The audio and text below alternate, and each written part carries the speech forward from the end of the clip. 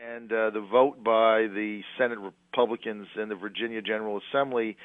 What went down there? Well, John, I think the governor and I have both made clear that this was not something that we supported. It's not really the way we think the process should unfold.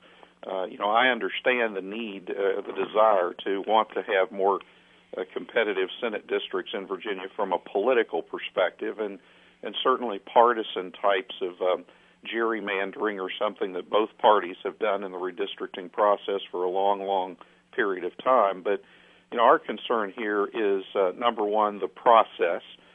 Never before really in the history of our state have we done a substantive redistricting plan like this in the middle of the 10-year cycle. And, my concern, one of my concerns was that it sets a very dangerous precedent that could almost create an unending redistricting spiral in Virginia.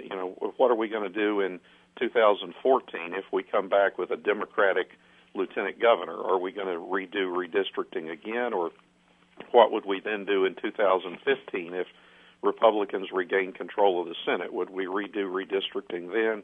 That type of a precedent is something we've never really seen before, and I think it could be a one that doesn't really serve the people of Virginia well, to have these districts just constantly changing.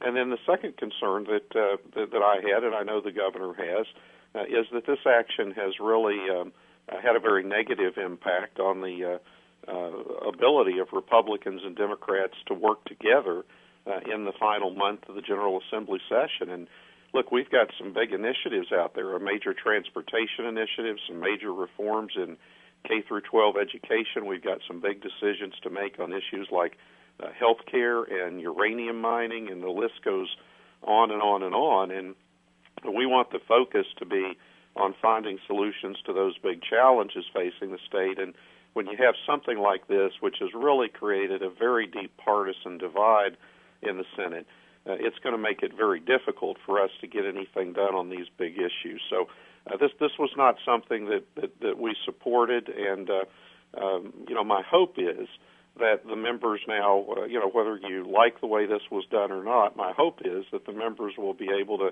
take a deep breath, let some of those passions die down a little bit, and in the coming days, just get the focus back on these big issues facing the state, where we really need to get some things done here in the last month of this session.